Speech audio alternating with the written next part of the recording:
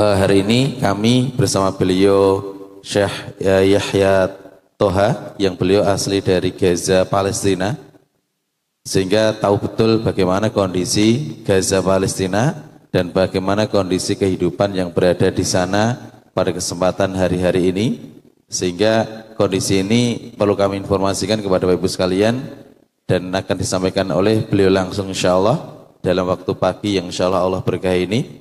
Kemudian nanti yang berikutnya sedikit akan kami buka tanya jawab jika nanti ada yang ditanyakan 1-2 hal yang berkaitan dengan Palestina. Setelah itu nanti kami sedikit menampilkan bagaimana sebenarnya kondisi Palestina yang sebenarnya yang ada di sana. Mungkin kita menyaksikan sebagian besar yang berada di media, tetapi mungkin beberapa kondisi real inti yang berada di Gaza ini perlu kita lihat dan perlu kita pahami, terutama setelah mungkin 10 bulan digempur luar biasa kondisi Gaza Palestina. Kemudian nanti yang terakhir kami tawarkan amal soleh ini biar nanti menjadi kesolehan rezeki Bapak Ibu sekalian insyaallah. Kemudian sebelum kami mulai sedikit kami akan mengedarkan brosur dan juga mungkin kontak infak. Jika berkenan ikut amal soleh ini, mudah-mudahan jadi bagian berkahnya rezeki kita dan semuanya bagian kami saja untuk ikhtiar untuk sama-sama kontribusi bagi saudara kita yang berada di tanah Gaza, Palestina. Untuk menyingkat waktu, biar banyak manfaat yang bisa kita ambil, kepada beliau Syekh Yahya Toha, waktu dan tempat kami persilakan. Fadhil Syekh.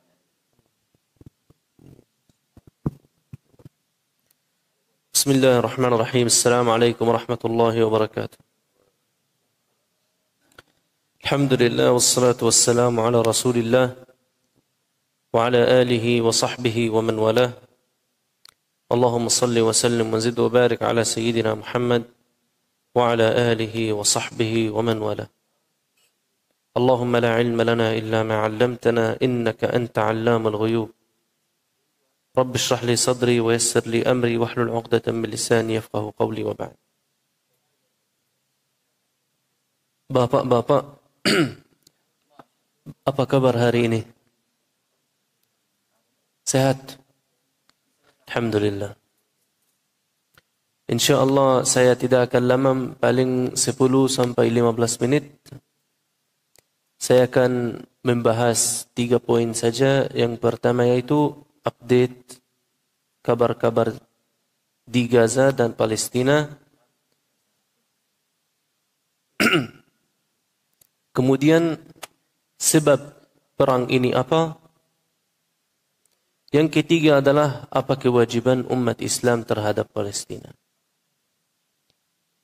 Langsung saja kita mulai. Perang ini sudah 10 bulan. Lebih dari 50.000 syahid Bapak Ibu.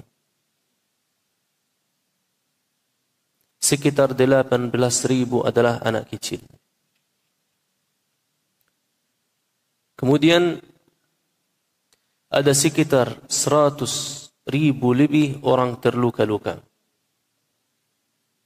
Dan ada yang mengatakan ada sekitar 200.000 dari warga Gaza jatuh antara syahid dan terluka-luka. Bantuan manusiawi dari luar negeri tidak boleh masuk, khususnya di Gaza Utara. Jazakallah khair. Kemarin saya lihat satu foto.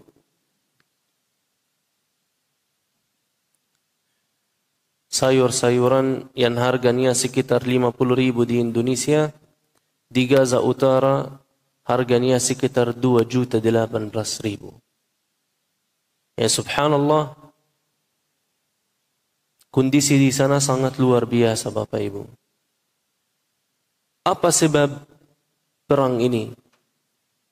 Sebab perang ini adalah Masjid Al-Aqsa. Tahun 2017 Israel sudah membawa 7 sapi warna merah. Katanya sapi-sapi itu harus warna merah murni. Kami akan potong, bakar, dan kasih debu-debu untuk orang-orang Yahudi. Harus ada ratusan ribu di sana saat mereka adakan acara itu. Kemudian orang-orang Yahudi akan masuk Masjid Al-Aqsa dan hancurkan Masjid Al-Aqsa. Ini adalah rencana. Kalau perang ini tidak terjadi, mungkin sudah dibuat.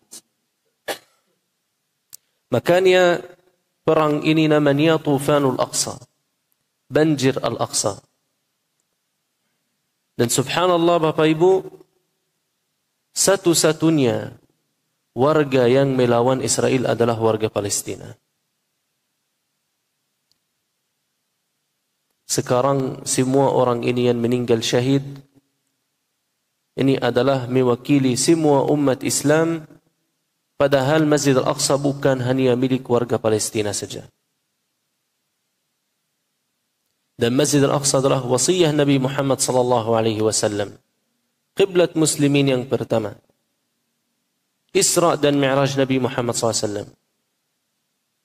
Ini ada beberapa pertanyaan juga. Kenapa Allah Subhanahu wa taala Isra Nabi Muhammad sallallahu alaihi wasallam dari Makkah ke Palestina, Masjid Al-Aqsa, tidak di-mi'rajkan langsung ke langit? Karena pentingnya Masjid Al-Aqsa.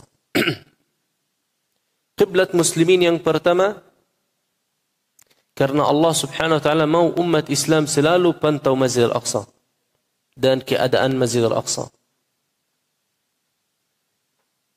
Umar bin Al-Khattab radhiyallahu anhu wardah wakafkan tanah Palestina untuk seluruh umat Islam.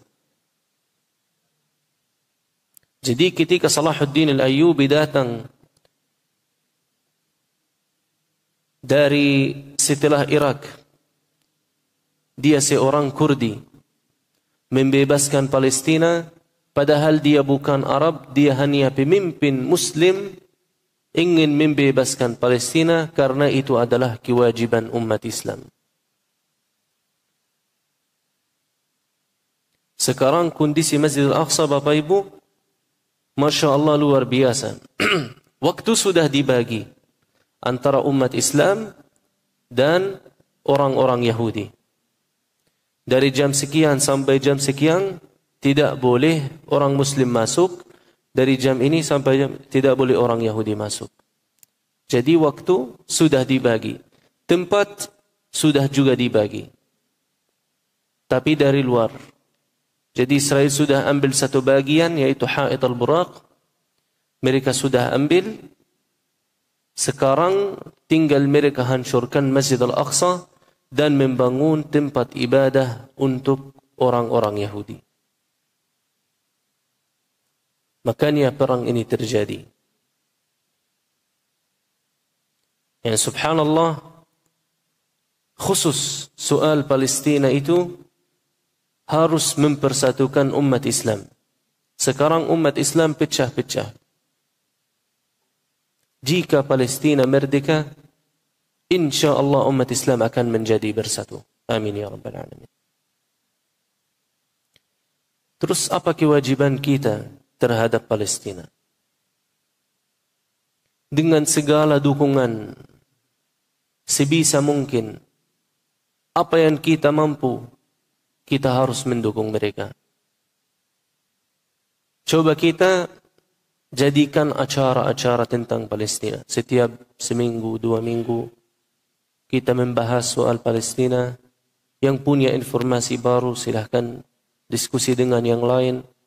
Anak-anak kecil, kita mengajar mereka kenapa kita harus cinta Palestina, apa pentingnya Palestina, apa pentingnya Masjid Al-Aqsa, agar umat Islam selalu peduli Masjid Al-Aqsa dan peduli Palestina. Satu lagi, kita tetap posting tentang Palestina.